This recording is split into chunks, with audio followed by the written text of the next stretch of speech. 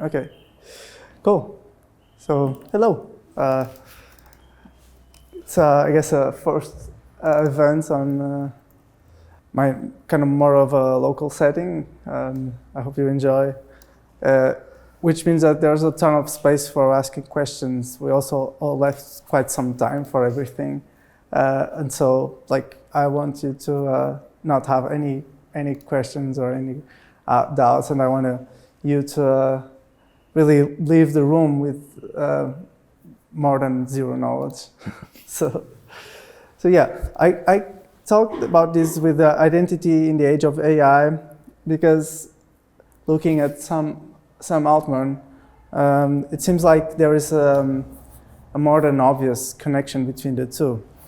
And so, because if you've been living under a rock, you probably don't know who Sam Altman is. Sam Altman is known as being the owner of OpenAI. He was outed, then he came back, and so like you're wondering like why do I care? Like why do I care about Sam Altman? Why should you care? You don't have to care. And like I don't have any particular feelings about billionaires. I don't know them, but I do care about what they do and what do they do with their resources. And this is interesting in the case of Sam, and that's why I bring it here, because there are like two antagonists in the AI age. You have OpenAI, I guess would be the first one bringing like the generative AI into the masses, whatever, with ChatGPT. It was here already, but not like for the common public. And then there's this weird pet project called World. And so it comes into this, if someone thinks, why do it has these two projects, and it has more actually. But he's definitely not stupid. Like, he knows, and this is an example of kind of a full vision. And I actually think most billionaires have this full vision on, they invest in different things because they believe in their own plan. Sometimes it's a plan they know, sometimes it's not. But in this case, like you clearly can see where he goes. Like he goes into this pet project, WorldCoin, whatever you want to call it, that kind of prevents the AI to taking over the world and everything, but AI also consumes a ton of energy, so you just can't use natural gas like what most billionaires are doing these days, just buying natural gas because they want to power their GPUs and stuff. So he is investing in a fusion energy research and also OpenAI, and actually can go more than this. Like you can go into other things, especially other things where things can actually go wrong.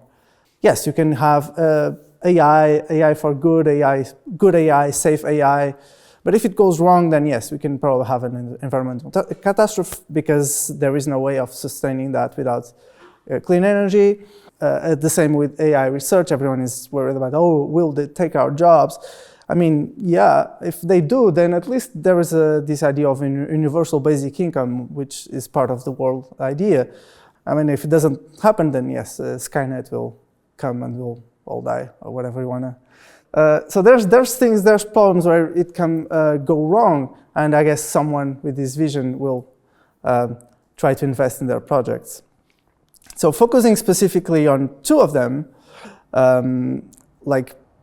it's just not only you. Like everyone is concerned about. Yeah, leaders are talking about this. It's not a conspiracy theory. There are many problems with AI. Talking about this project World, because I don't have to present to you ChatGPT. Everyone probably has used it. But World, also known as the Creepy Orb, which you've probably seen if you're from Portuguese, you've probably seen this like in malls and shopping centers and everything, where we have this very creepy orb and like people scanning their irises. I was with Theo hacking on a hackathon, and I kind of sold my arrays because of an API key. I remember that because we wanted to hack with WorldCoin, but we didn't have the key. So I was like scanning my arrays. So it's definitely some creepy thing if you've seen it. So yeah, at this point, Theo is not happy because like he's here and I'm talking about World ID.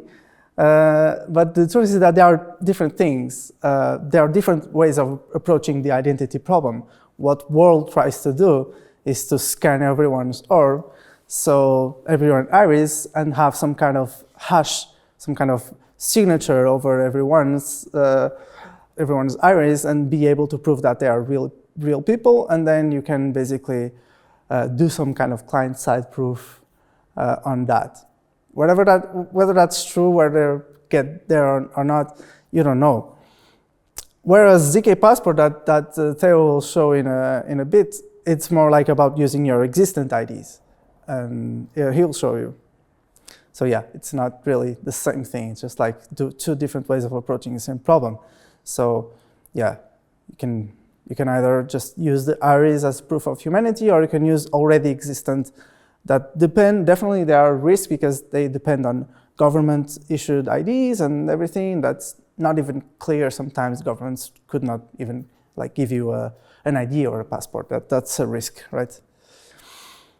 So regardless of the means, like the human has to prove its humanity. If it doesn't happen, then it's done, right? Because AI can simulate your image, it can simulate your voice, it can simulate your work, it can simulate your code, it could basically just pretend to be a human. And more that's going to be true. So you need to prove your humanity. But don't freak out, because again, people, very, very, let's say, resourceful people like Sam and others are working on solutions at the same time as they accelerate AI. So one way of doing it is the Merkle tree, is using the Merkle tree. So for those who don't know what the Merkle tree is, it could be something like this. So there is a root, that should be like some kind of hash, some kind of encrypted value. And then this would be the hash of two hashes. Oh, you can't see it very well, right? Yeah, too bad. Oh, this is supposed to be a hash here. And those are a hash of some IDs that are also not seen, and then your ID is just one of them, okay? So the way that you do it, just add a ton of IDs here, and you know this one, but you don't know the other ones. And so if you're looking at what you're looking at, you can, using this technology called zero-knowledge proofs, you can basically prove that you know what this is without knowing all the other IDs.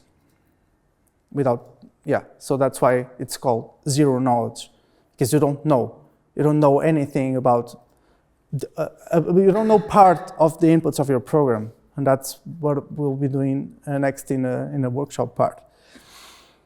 So this value is encrypted, this value is encrypted, this value is encrypted, everything is encrypted except my ID, which is also encrypted, but I know what it is. So you can prove that this is inside this tree.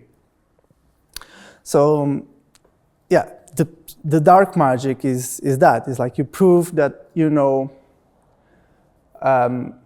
your ID, that it belongs to a root. Root is just, it's just a hash, so it's kind of like you can't actually get anything from that. So it's a hash, it's like one way encrypted. So you can't actually know anything about it just looking at it, so it's actually public. That's fine. But the dark magic is proving that you know that without knowing the encrypted values in the middle. Pretty cool, right? So at this point, you're like how, right? And I can tell you that actually it's not a big deal. Like magic is easy, right? People will think that, oh, I need a PhD in math. But that's fine because you're going to become a PhD in 1 minute. I don't know if you're ready. You're going to 1 minute and you're going to be a PhD. Okay? Just pay attention for 1 minute. So you can start with the basics. And here's a little equation. So I think you can follow this. That's fine. Everyone can, right? It's a little equation, just, and now, so if you're following, you're like, okay, yeah, all good, like I'm getting it. Now it's easy. Now the worst part is done, because now you can just observe this, like this is obviously true, right? And you're like, probably like this. Because the problem with ZK is exactly this. It's like it is very complex math, and especially everyone tries to make it like this is the easiest thing ever. It's not, right? And so, why am I doing it? Why am I putting you in this position? It's like this is kind of a taste of how people feel like when I started working with ZK, when Theo started working with ZK, which is not long ago. Like, how do we feel trying to understand it? And so you can definitely do it bare bones, like Aztec has done like 7 years ago, 6 years ago or something, just writing the math, like deep, like just writing C++ math. That's fine, we did it once, but it's clunky. Then people came up with this kind of idea of circuits, where you like have this Circom or Halo 2 circuits, which kind of look like actual hardware circuits. But then it's a mess, because I mean it's just logic gates, and you don't know where the logic gates are. It's very complex syntax, and so that's why we started working on this programming language called Noir. So Noir is zero knowledge domain specific language. So if you're like here for business, you're like, why do I care? Like I want to know how can I sell this, and I don't care about about the engineering details. But I will still convince you, because first of all, it's cool. Like ZK is really cool. You can prove statements and computation without revealing some of the inputs. Like you can prove that you are your identity is one of many identities without revealing who the other identities are. You don't even know them. But it's also hard, as I've showed you. It's nice, but if you want to use it, then it's kind of another problem. Yeah, we did have this circuit idea, but as I said before, it's not really interesting. So we couldn't actually build anything interesting, and especially these days, where our attention span, if people can spend 10 seconds without looking at Twitter, that's not going to fly, right? You need to be fast, right? It's a price of privacy. Like, yeah, people were like going into the malls and selling their irises for coins, 3 world coins, whatever. So people don't necessarily care about. But now you can, like, and this is why I'm here. Like, you can actually try ZK Passport, as Theo will show you, and yeah, I mean, World is also built with Noir as well. Noir is kind of the de facto zero-knowledge language these days. So even if you're here for business, you want privacy, but you want fast privacy, right? You want privacy, but you want powerful privacy. And you want privacy, but also usable. And some years ago, you'd go and say, oh, just read this book, Moon Math Manual, or the Thaler book, and just like, no way. But if you try Noir, because it's a normal zero-knowledge language, that I will show you that you will build something with it very easily, you'll see how powerful it is, because it abstracts away all the mathematical stuff. If you need to understand math to use Noir, then we fail, basically. That's it. So you're like, okay, I'm here for business. I never heard this on the news. First thing is like, we don't care. Like, why would you want? Like, we're very well funded, right? We've been doing this for a long time. We are, yeah, pretty much no problem in terms of like, yeah, we don't need the publicity. We need to spend our resources in building things that people can use, more than actually going and paying to be on the news or something like that. It's not our thing.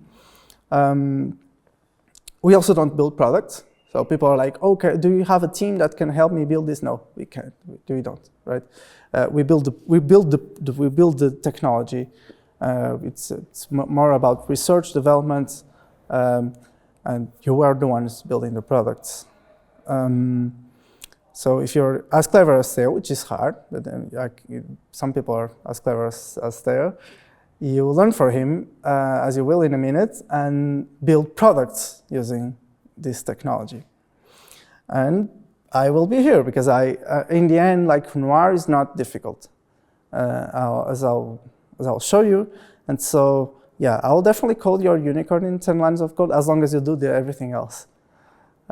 Because I would say these days, the easy part is actually the zero knowledge part. Then it's how do you market, how do you build a product, how do you ship, how do you get investment? That's the biggest problem that you maybe know more than me about that. But I'll code the unicorn for you, no problem. So the agenda for today is like this learn Noir in an afternoon. That's where you'll be able to follow along with the non-technical workshop, technical, non-technical, whatever, however you feel comfortable. And then Theo is going to present the true private identity verification. So it's using ZK Passport. Passport IDs, he will explain it. I didn't know if this is intermediate or beginner. I don't know, so I just stick around. You're gonna find out if it's for you or not. But yeah, I'm pretty sure it is. Cool. So things that you may want, especially if you are planning on following the workshop. This is the Discord. You may want to have this link if you plan to continue building with Noir. Then it's a good thing to have around. This is the documentation website, noirlang.org. And that is my link tree. The thing about link tree is that at the top there are two links that we're going to be using on the workshop. One is the code space, and another one is a cheat sheet. So both for me and for you, if you want to follow along, you missed some step, there's all the commands that I'm going to be using, so you can go back and reproduce it locally. The code space is useful if you don't have a Linux or a Mac, for example, or if you don't want to install things in your local machine. You can use the code space, and it comes with two of the tools already. Okay, so yeah, cool. All good? I think this is a point to questions if you have any questions. Yeah. What's the relationship between the Aztec Labs, Noir, and the ZK privacy focused L2 on Ethereum? Yes, that's a good question. The relationship is Aztec contracts. So Aztec is a layer 2 on Ethereum. It's a network, and the smart contracts can be either private or public. So their functions can be either private or public. And in any case, they are written in Noir. So Noir is the language that powers the smart contract. If it's public, then it's the node side that will execute that and will update the public state and everything. But if it's private, it's on client side, because we think, so our first principles is that everything that leaves your machine is not private anymore, regardless where you do it. If it's not local, then it's not private. You can't consider it private. So private functions, so private transactions, private state, it's all maintained by you. It's done by you. So for that, you need zero knowledge proofs, and that's why we are using Noir. So that's the relationship between the two. But you can write programs with Noir, just plain Noir. And this is interesting, especially for people that don't work with Web3. They wanna, you could do a plugin for Auth0 or a plugin for Passport.js or something that uses zero knowledge proofs for authentication instead of standard hashing on the server side thing, for example. That is totally possible with just Noir. You don't need Aztec for anything. So that's why we are not putting them together. They are different products but there's this very clear relationship between them. Yeah. What these smart contracts, what do they offer? And what's the difference between just having my program running locally? So how can I create a product? Yeah, good question. Like, if you do a Noir program and you want to have some state that is shared or even public, public is not too bad, but especially if it's private, if you want to store something encrypted, you're going to face some issues with doing it. You can use blockchains. You can use like Solidity or EVM or something. You can, but you're always going to be doxed by the message sender and stuff like that. So there's, again, ways around it. People have done it, but it's not easy, right? The big advantage of Aztec is that comes built in. So you just, like the network is aware of this, and so the network is kind of allows, so it already doesn't dox you by default. So a common question people have is like, oh, can I do everything that Aztec does on Ethereum? And after thinking for a while, I would say probably yes. Probably you could do almost everything. It just will be so complicated, so clunky that you may as well just use Aztec. So, but compared to Noir programs, the biggest thing is like to store something in public that is encrypted. It's very annoying to use just Noir. So, yeah. Thanks. Cool. Any more questions? Yeah. Yeah, sorry, everyone. So maybe you said it before, but the WorldCoin, in which way are they using Noir or Aztec? Yeah, they are using just Noir, for all I know, and they actually use a different backend. So I'm going to explain what the backend is. But they use Noir, and then they use a different proving system on the side. But it's mostly R&D at this point, and their goal is that when you scan your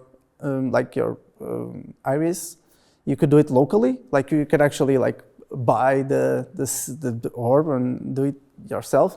But then all the inference that will be done to prove that you are part of the membership, you are a member of the group, could be done locally, like on phone. There was this primitive called semaphore that is just a proof of membership. And they want it to be local and fast. So that's why they use Noir. Yeah. But it's not, that I know of, I think it's not in production. Like currently, it's server side.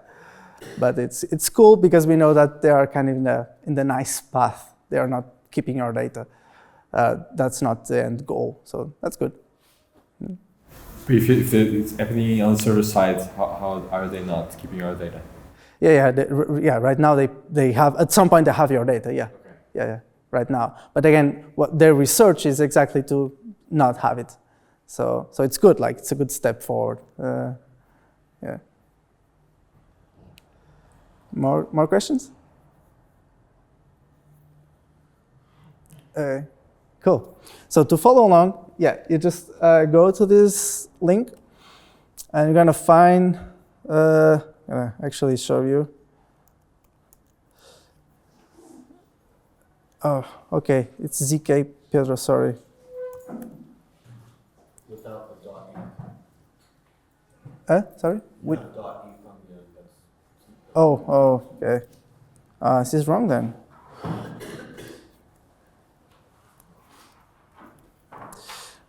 I hope this works anyway. But yeah, you have here, you have all my socials if you want to follow me or something. But most of all, have like the cheat sheet and the code space. So when you click the code space is just it's a machine, like a Linux machine that it's running on code in GitHub servers, whatever. So I'm going to choose a beefy, kind of a more beefy machine, so it's faster.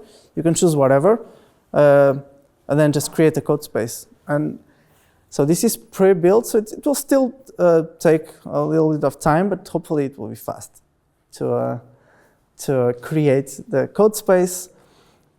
And if you're trying with your own machine, while this starts, I'm going to tell you how can you install the two important dependencies. So here. So you go to that other link, and here you have the commands. So the first one is to install NoirWeb. NoirWeb is like an updater. It's like it's like Rust app or Foundry app that will allow you to install different versions of Nargo.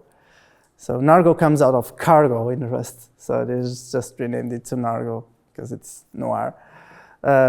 So Nargo is like a nice way. It's like a kind of an everything package for Noir. It compiles, it builds, it tests. It comes with a language server, everything. So yeah. But if you use the code space, you don't have to do it. Like, it's already installed. It's just like if you're doing it on your own machine, that's where you want to run these commands. You may actually have to start a new terminal once you've done these two, actually. And the second one, which you can also copy, installs Barattenberg, which is a weird name.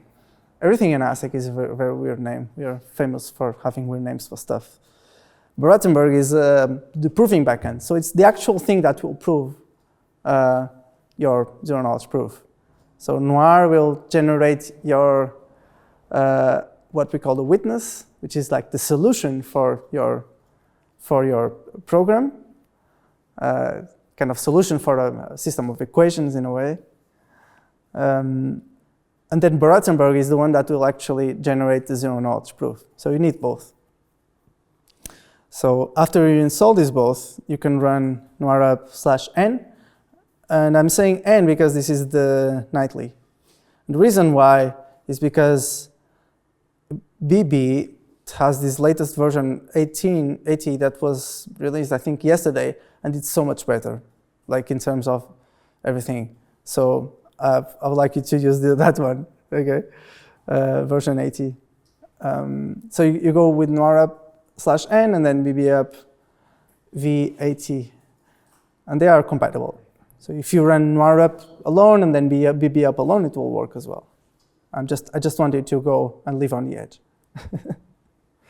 So do you have any questions? Has anyone has any problem? Because we have enough time for me to go around and try to help.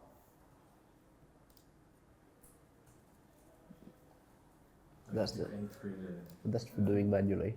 You can use the code space. Yes. Yeah, link you can go 3 dot zk Pedro. Yeah. Here. I think this is. Where did you put the command? Did you put them on the README? Yeah, it's on the. You open the link tree, and then at the top you have the cheat sheet. And then the cheat sheet opens the gist, and here are the commands.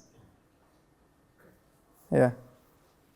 So it's the best I could do for something that is seen, but you are supposed to write it. Just go through this. So you can, it's linktree /zk Pedro, and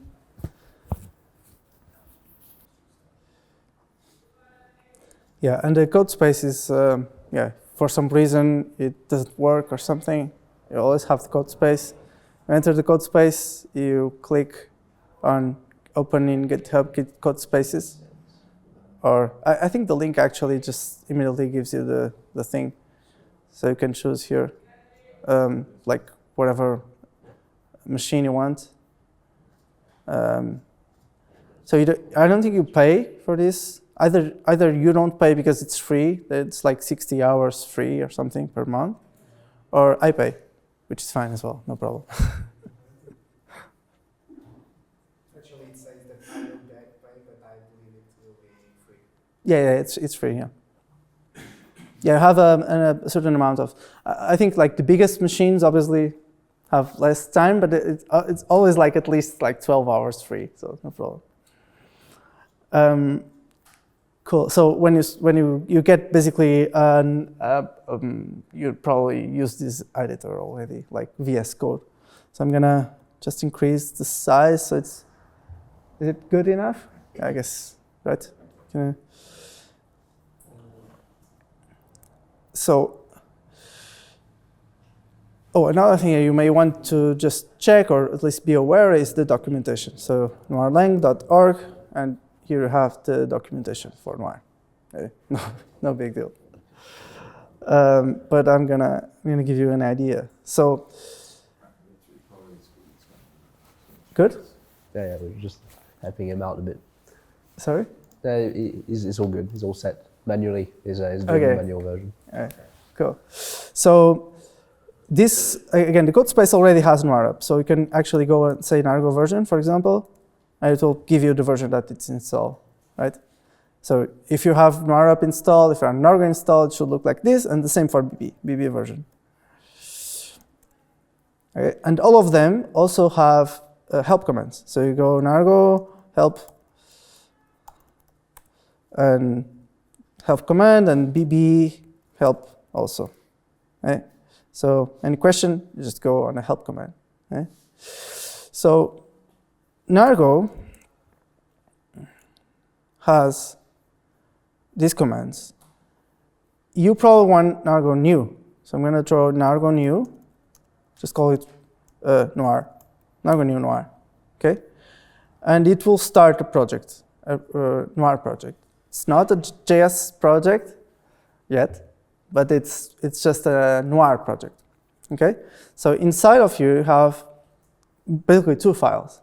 One is an nargo.toml, so if you use Rust, you know cargo.toml. This is nargo.toml. So again, this because Noir is so similar to Rust that it's actually, we try to make funny names or funny, I guess, puns on the names here. So it's nargo.toml. This is just a normal toml file where you may want to use dependencies like a ZK passport dependency, for example.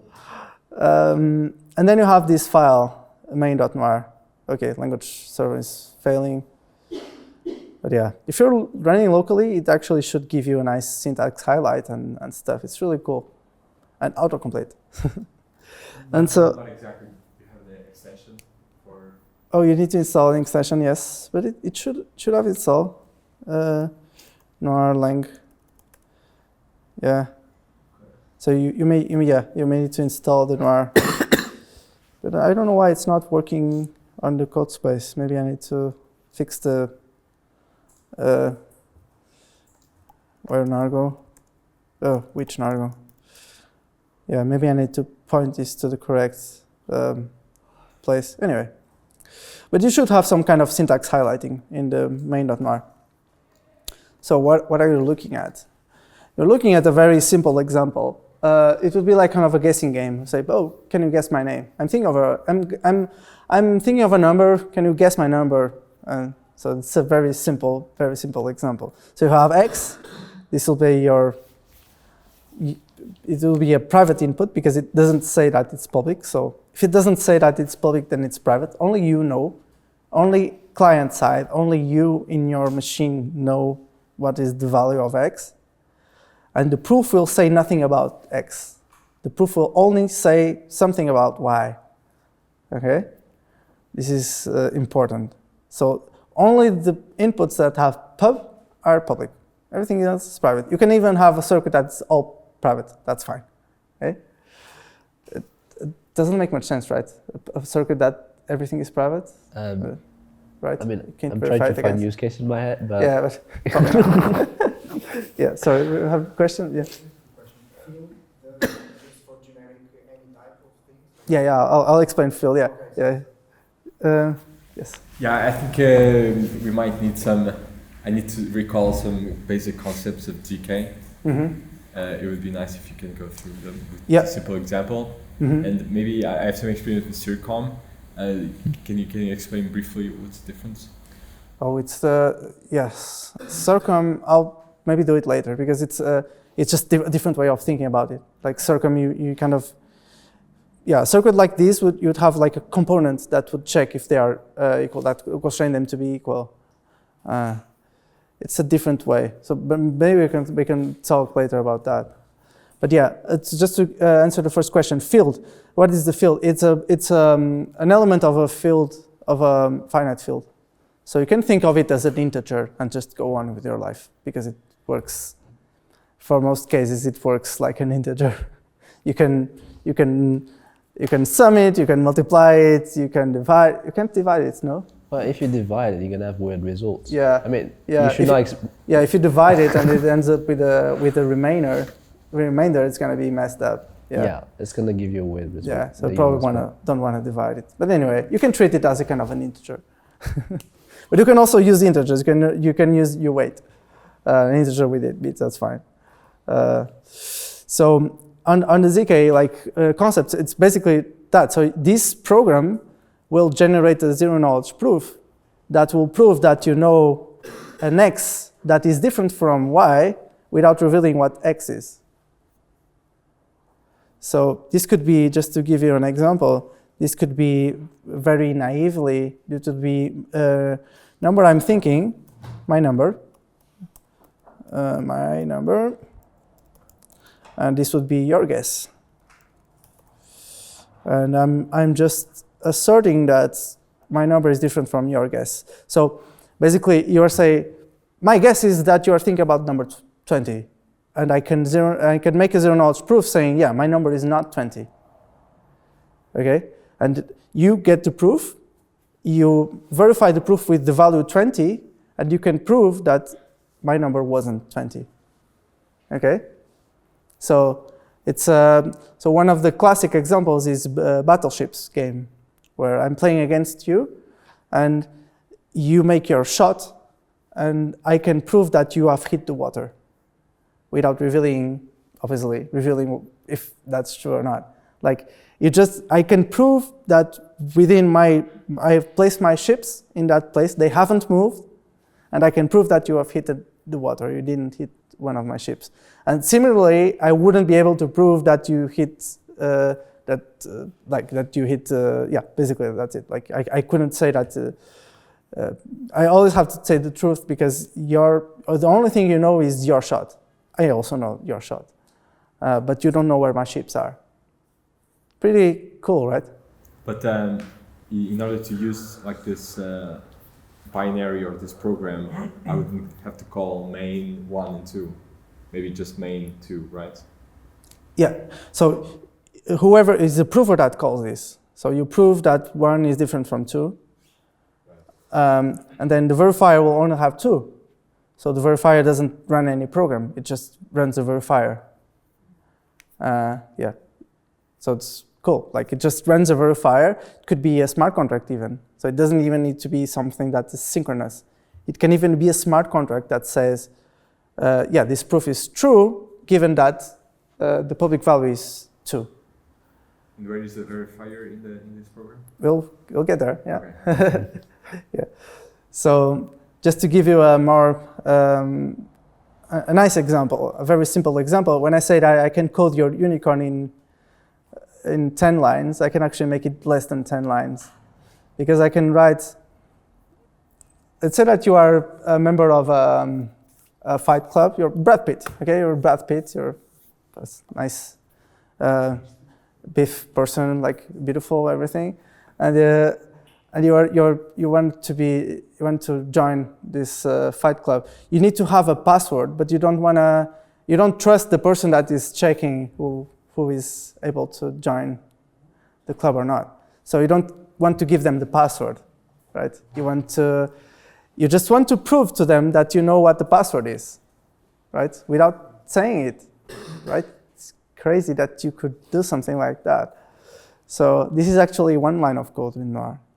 So just to give you that example, you could say use the standard library, and this would be hash, and then this could be, I think it's Poseidon, I don't know, I have to check the documentation to go,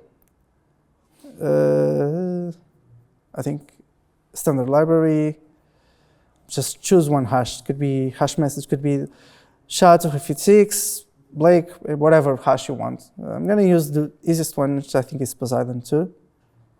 So yeah, Poseidon 2 here. Just going to copy this. This is a simple example of, so I'm importing this. This is one hash. I'm using Poseidon. it's not very known. If you've done some programming, you know SHA-256, you know MD5, you know. But Poseidon is kind of it's a nice hash for zero-knowledge proofs. They're just, I think it's the fastest one. But it behaves just like any other hash. So I'm importing this hash. I actually can import more than this. I can say Poseidon 2 hash. I can import this too as well. Here. So basically, like, what I can say is private information, the password, right? And then public information, everyone can know what is the hash of the password, right? There is no leak of information if I say the hash of the password to the guy, to the bouncer of the Fight Club. He's never gonna be able to tell what the hash is, what the pre-image is. He only knows what the hash is. So I can, password hash can be public. And so within my circuit, what I am proving as a member of the Fight Club, what I'm proving is that if you hash this password, it will be equal to the hash that is public. So if I hash the password, I think I need to give it a 1, I think, because it requires the number of inputs. Yeah, 1 input. If I hash the password, it will be equal to the password hash. And here is your unicorn, right? This is it. Like you can make a no auth. You can make a better OAuth 0, like auth 0, by doing this, right? Because you're proving for a login website. Login on a website, you don't have to send your password anywhere like you usually do. You just do it client-side. Great, right? It's really cool. Yes? So is it using the Merkle tree that you were talking about? No. No. Merkle tree is about ZK password, but Merkle tree is it's actually very abstracted away as well. Merkle tree would be something that you add many values and then you can prove that you know one of them. But it's just a symbol. There was a library that makes it like 2 lines as well. It's really, really cool. So you may want to test this before proving, just because you want to test things that should pass, tests that should fail. That's just normal testing behavior. So first of all, you want to know what do you want to get from it, right? So what I'm going to be doing first is like just getting the value, actually password would be, I don't know, what is that password for that movie? The Eyes Wide Shut password is Fidelio, right? It's Fidelio, yeah. Fidelio. Yeah, just to be. Oh no, okay. It's because just gonna make 0x123 because it's a field. So I don't wanna. Yeah. So this is a password. Like what I want to know is how does the password hash look like first, right? I can be sure that the test will pass us with the correct value. So I can actually print. I can go like print line. So cool that you can just print things as you do it. Like you could print line hash of password, and I hope this works because there's no syntax highlight. So like I'm missing here a semicolon and everything. So let's see. Just gonna go into and then argo test, and yeah, it says, oh yeah, it needs to be an array. Just gonna pass an array. Right.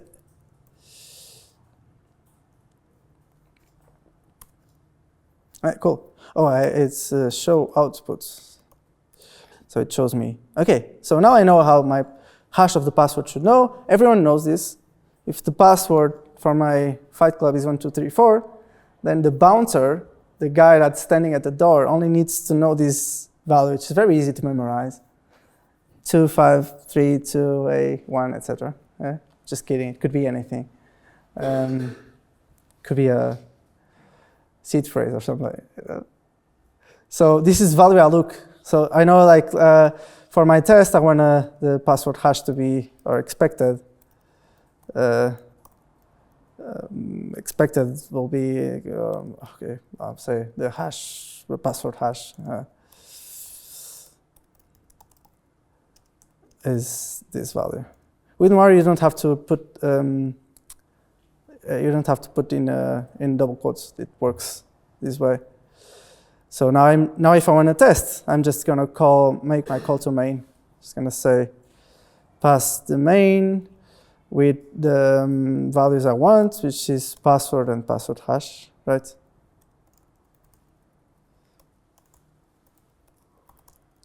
So my test, just to say it in English, this test will make sure that if I run this, as a prover, as a member of the Fight Club, if I run this program, I can prove that I know a password such that when hashed, it becomes this value, which is publicly known. And the bouncer will be able to input into his verifier this value and still be sure that I know what this one is, okay? So there's a bit of let's say something to get your head around in terms of like proving, verifying. So my test should pass now, I think, I hope. No. Failed constraint. Should it be the same, equal, and not different? Oh yes, that's it. I always forget this. Thank you. Okay, nice. Yeah, it should be the same, of course. And cool thing about Noir is that you can actually make tests that are supposed to fail. So you go test should fail. And I mean, in this case, I'm gonna main and then, I mean, whatever, like 0, 1, 2, 3, 4, and then whatever password hash, also 1, 2, 3, 4. And this should fail. I'm forgetting a ton of things, right? Yeah, I forget. FN, test, fail.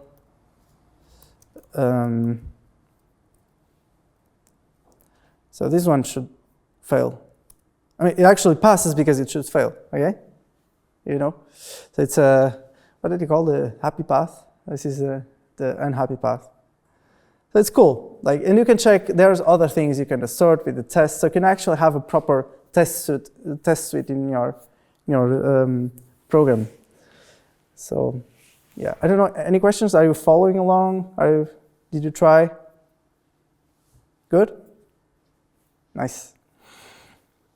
So at this point, I'm gonna get to your question, like, if I am a verifier, actually, I have 0 proof so far, right? I haven't created any proof. So let's do it. I'm just gonna clean this a little bit, just leave just one of the tests. I'm gonna go with nargo check. So just to show what nargo check does, it says, check a local package and downloads OV dependencies for errors. Okay. And one thing it does is it will pop out this prover.toml. So this is where you put the actual values you are looking for. Fine, client side, okay? Don't forget, no one knows this, only you. So the values are the ones that we just computed. This will be 1, 2, 3, 4, and the password hash will be this one. I think I need to put them in quotes here because it's a TOML file. Hey. Now that you are good to generate what we call the witness, okay? It's a weird name. But the witness is kind of the solution. Like it's, you can think of it, if it was some kind of hardware circuit, it would be the signal that will definitely end up at the end of the labyrinth, okay? So you can imagine a zero-knowledge proof as a big system of equations, and the witness is the one value that actually solves all of them, okay? So it's kind of complex, right? But that's fine because you don't need to understand how it works. You just go nargo execute, and it will generate the witness for you. And that's it. Like it's in the target folder, and you have the JSON, which is like the ABI. So ABI tells you what are all the inputs, all the outputs, so the verifier can know what it's expecting, and also the code for the circuit. And this is the witness. Okay? So once you have this, you can uninstall an Argo, because the Noir part is done. Okay? And what I say it's done is because you have now generated the witness and the circuit, and you have compiled the circuit, and now it's up to the prover to do its thing. Now, there are different provers. The one that we have developed at Aztec is the Barattenberg. That's why I told you to install. And if you're using the code space, you have it here. Like BB, you call BB, and it's here. Okay? It says your favorites. Yeah, it's you because we are not sure if you're British or American. But yeah, it's the prover, the actual prover that will prove your thing. So it will consume these values and generate the proof for you. So no problem. You can go BB proof, and if you don't know what to do, you can call help. It will tell you a ton of things, which I actually will do because I don't remember. So I can go prove and then point to the circuit file. So this target noir JSON. So my prover knows what to expect, which size is each of the inputs and everything. It's just serialization. And also the witness. So I'm going to pass W and then pass the witness. So target noir GZ. And I'm going to also write the VK. Okay. VK verification key. Okay. So you would think, after a while, you would think, okay, then how can I know if the guy is proving the circuit I am verifying, right? I could just give you a ZK passport proof, but the actual proof is just 1 = 1, you know? So that's where the verification key comes from. So every circuit, every program has it changes all the time. It's a deterministic, but it changes. So when you are verifying, you want to get the verification key, so you're sure that you are verifying the same logic that I am proving, right? So here I'm just writing the VK to a file because it's useful for what we're doing next. And I'm putting also a target folder. Say output target. Okay? I think this is in the cheat sheet if you want to copy it. So Barattenberg proof, passing the bytecode, the circuit itself, passing the witness, the solution to my program. I'm writing the verification key so the verifier can check my proof, and then I'm passing the output target. So write VK, I think it's underscore, write VK. Cool. Now we have like 2 new Pokemons showing up here, the proof and the VK. Okay? And you can't really see much. Like it's just a different encoding. I think it's binary stuff. But that's fine, because you don't need to understand it, right? And now let's imagine that you are the bouncer and you don't have the actual values. I'm gonna delete prover.toml. Okay? So now I don't know anything about what is the password. Okay? Let's imagine I'm the bouncer. All I have is this. Right? Actually, I'm going to delete the witness as well. All I have is this. I have the verification key that I created as a verifier. I have the proof that I've received from the guy trying to enter the club. I have the circuit I can know because I know what the circuit is, so I can compile it on my side, no problem. It still doesn't reveal anything. Like this doesn't reveal anything. If you remove the test, it doesn't reveal anything. 0 about what the actual password is. But I can still verify that it's true. I can go bb verify. I'm going to point to the proof, target proof. I'm going to point to the verification key, again, that I created. And that's it. Like, I can verify my proof. So in nowhere in my code, except on the test, there is the actual password. It's really cool, right? And you're like, you know what would be cool? If this verifier doesn't have to be a real person, right? Because this is cool for two sides, right? But what if I want it to be done in a non-interactive way? And there's where smart contracts can work on. Okay, because you may want to send this proof to a blockchain, and just use the blockchain to verify something, and then you can just trust blockchain because you can trust blockchains. Yeah. Any questions so far?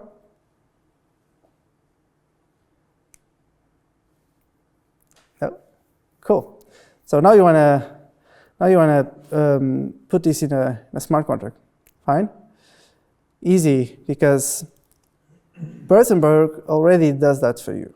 Okay. So for BB help, you can go write solidity verifier. So BB write solidity verifier.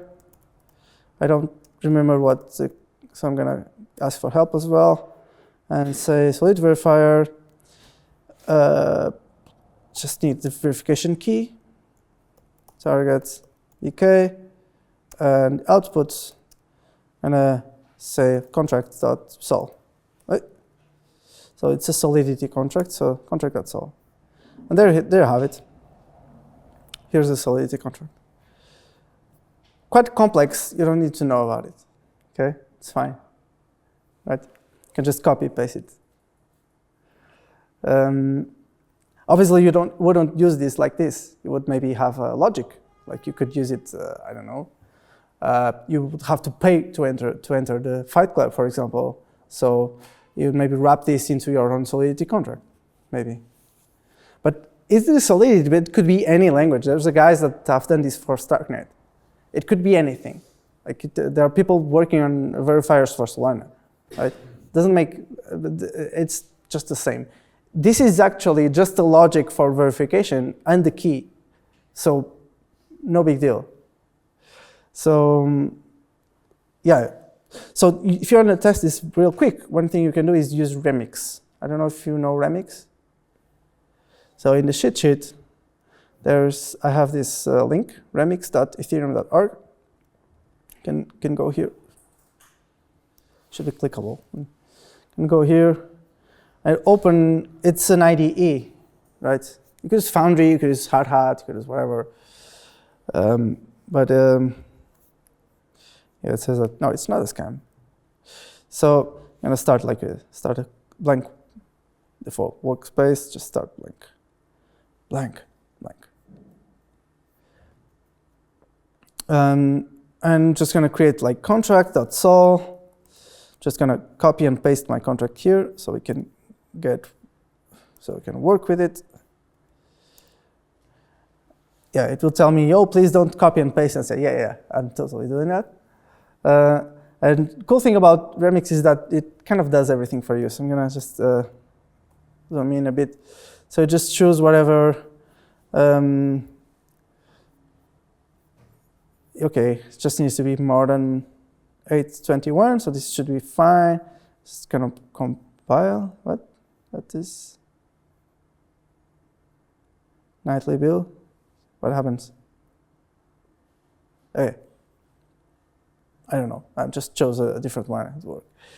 So now I have the compiled circuit. This is just Solidity development. Like if you've done any blockchain development with Ethereum or EVM chains, you have done this.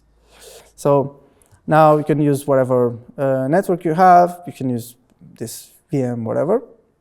It's gonna deploy So if you check the contract, most of them are libraries. The one that you want is honk verifier. So I'm gonna deploy that. I said, yeah, it will fail. Yeah, that's true, but you could optimize it, but I don't really care now. And what the verifier wants is the proof and the public inputs, right? Again, zero information about what the password is. Like, that's the point. So you want to check what the proof is. And as you see here, this is actually going to change in the next version, because this is unreadable, and if you try to read it, yeah, it's horrible. So if you cut it, it doesn't really work. And one thing that's very annoying about Bratenberg in this version, but that will change in the next version, is that it adds the public inputs to the beginning of the proof. I don't know why it does that. I want them to be separate. I just want the proof, because then I want to send to the contract separately. But I don't know why, like so far. But we have one engineer that's working on basically splitting it as it should. But one way of splitting the proof from private inputs is just, I put that on the cheat sheet. You can split the proof here, just with this ugly command that I don't actually know what it does. But you can use this ugly command and it will split them separately. It will just, so here's the proof, right? Here's the huge proof. I mean, this is what we call a succinct proof. It's actually succinct, it's not too big. Other proven systems have bigger proofs. So I'm just gonna copy this. This is gonna be my proof. 0x, just gonna paste it here. And then my public input, it's just the password hash, right? So, which is, I actually left it in the test here. It's gonna password hash. It's gonna pass it here. And if I didn't screw up, this should verify. Array value, okay, I think I need to put some here, some check file, I think. Yeah, anyway, I messed something here, I don't know what. But yeah, I guess it's never a demo if it works, right? So, but yeah, trust me, bro, it would definitely work. For whatever reason, it doesn't.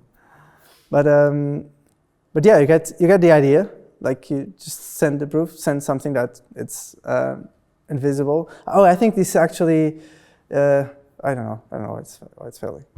But yeah, you could do this in a smart contract. And so far you could do it, I think, only Starknet and EVM chains. I don't think anyone has ever built it. There are some people working in one from Cosmos and another one for Solana. I honestly don't know how Solana will do it because they don't have the BN254 pre-compiles, but up to them, not my problem. They don't have the BN254 pre-compiles, do they?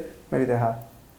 No, I don't know what it is, but I just wanted to know what is the thing they don't have. You need some pre-compiles, like you need the EC pairings and the ModX, but there are some operations, elliptic curve operations that you need to verify these proofs, and not all the chains have. Even some of the EVM chains don't have it.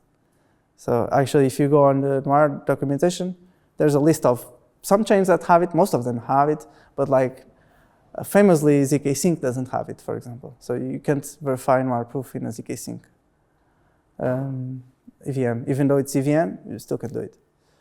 So I don't know. I'm not sure if Solana has all of them, but yeah.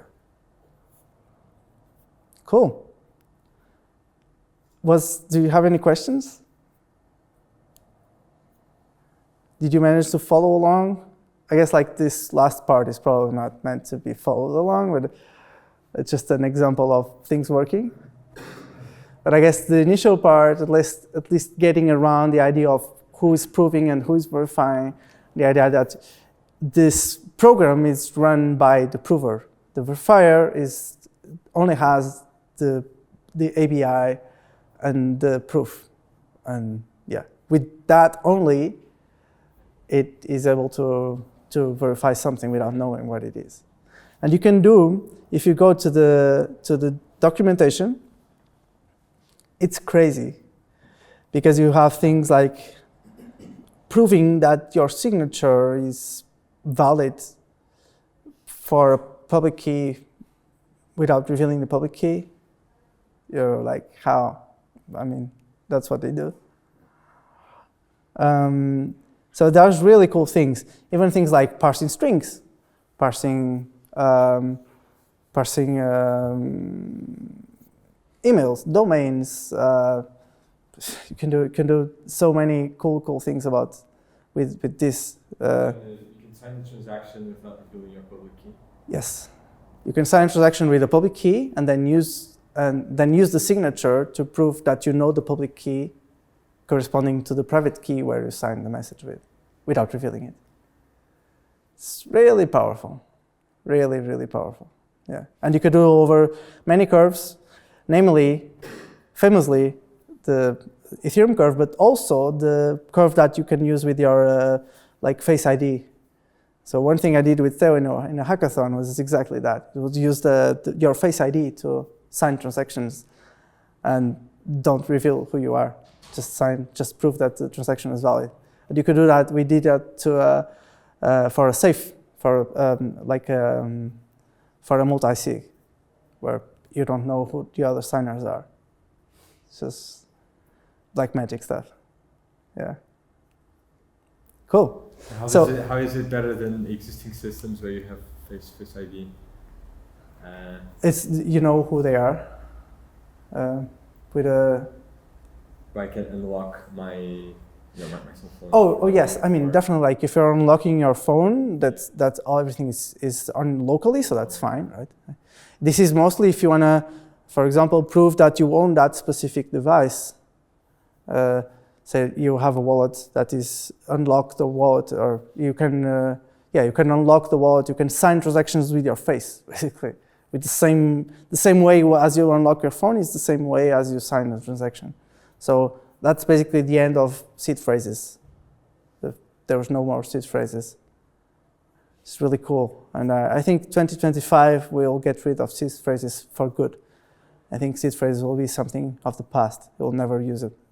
Especially with passports, like it's just you use a passport to check, to access your wallet or recover it. Yeah. You may be asking, how can I do this in a web app, right? This is if you're a web developer, how can I do it? That's fine. There's a guide here to do it.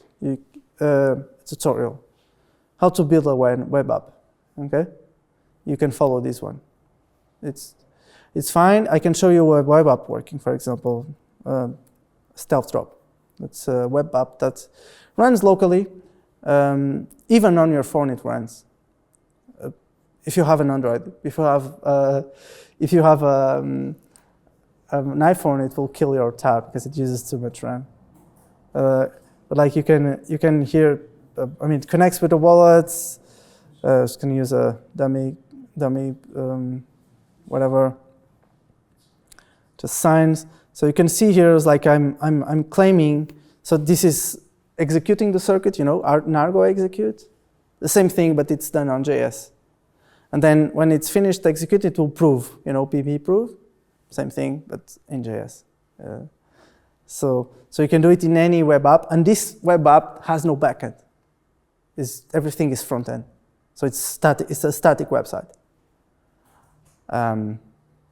which is crazy. You could log into a website that doesn't have a backend, right? Crazy. Cool. I think this is it. If you have questions, I'm gonna be here after as well. It's failed to claim to the chain. Anyway, now Theo will show us the ZK passport. What is ZK passport? And how to use it, which is really one of the cool, most known examples of ZK in the wild. Cool.